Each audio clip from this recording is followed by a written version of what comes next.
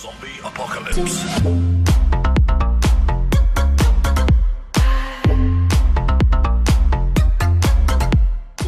What's up? What's going on, you guys? Welcome back to the Climb Out of Elo Hell series. For those of you who are new to this series, it's a series to help lower Elo players in Bronze, Silver, and Gold climb and learn much faster than they would on their own. So today we're going over trading in lane. So this is a big thing that I see a lot of lower Elo players have issues with because they don't understand when they need to trade and how they should do it. If you already know how to trade, stay tuned because this video may give you some insight on trading that you didn't think about before.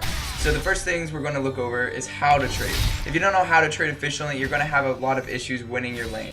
If you don't know the combo of your champion, look up some guides on the combo. For instance, Irelia's combo is Q into something that's low HP, so you reset your Q, you stun them, you use hit 10 style, then you choose to go all in or Q back out. Once you know the combo of your champion, look at that champion's kit and see whether or not your champion is better at burst fights or sustained fights. The way you figure out what kind of fight you should go for is by looking at the damage that your champion does.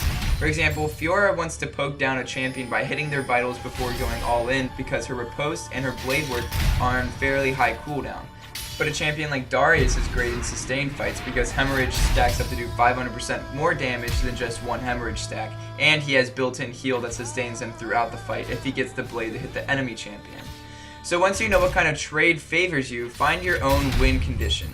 Maybe it's just that you kite a melee champion as a ranged champion and don't let them stick onto you, or something more specific would be as Irelia versus Fiora. If the Irelia doesn't get hit by the repost, then she'll probably win the trade. Your win condition is specific to the matchup you're in, so try your best to theory craft how you should be trading ahead of the game. This takes a lot of unexpected out of the trading because when something like an all-in level 6 happens, you aren't surprised by it, but instead you expected it and planned accordingly to play safe because you knew that the level 6 power spike was coming. Speaking of power spikes, now we should move into when to trade. The issue with lower elos is they don't know when they should take a trade versus when they shouldn't. There isn't a lot of complicated knowledge that players have to learn to know when they should be trading. It's all about these 7 things. The first is easy, and most people know how to abuse this, yet I still see low elo players not using it to their advantage, which is a mistake.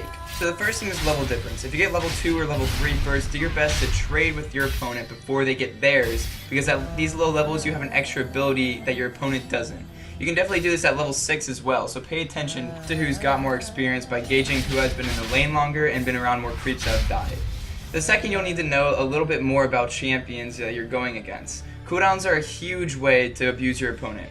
If you watch my stream, you'll notice when I play against lower elo players, especially Ribbons, I'll wait for them to farm under tower, and the majority of them use all of their abilities to get the farm under the tower because they think that they're safe under there.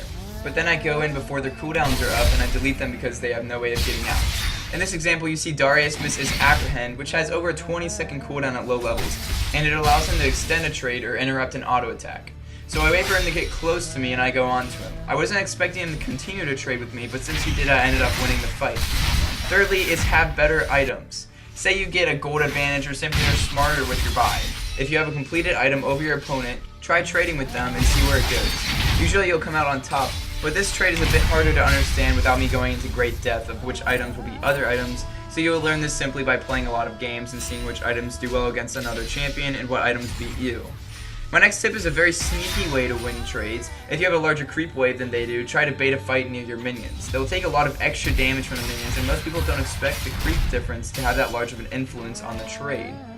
Number 5 is when you have your jungler support. Unless you think that they can kill you before you and your jungler can kill them, force a trade, and if they try and trade back, your jungler can come in and help you kill them, or if they know your jungler is there and they start backing off, you can get some free damage onto them. A great way to catch your opponent out is when they're going for farm.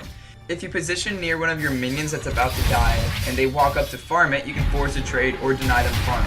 Both are great. Lastly, and this is more of when not to trade tip, if you don't know where their jungler is, don't try to fight them. If you saw their jungler on the other side of the map less than 10 seconds ago, you're safe for a bit. But I've died way too many times due to not paying attention to where their jungler is, and then they pop up into my lane and I go for a trade, and I say unlucky, but it's really just me not paying attention. The best way to make sure you get a great trade is to wait for it to be heavily in your favor. If you have 1 or 2 of these situations I described and you're pretty even with your opponent, the trade should be in your favor. And of course, make sure that you're avoiding trading when your opponent has multiple things on this list.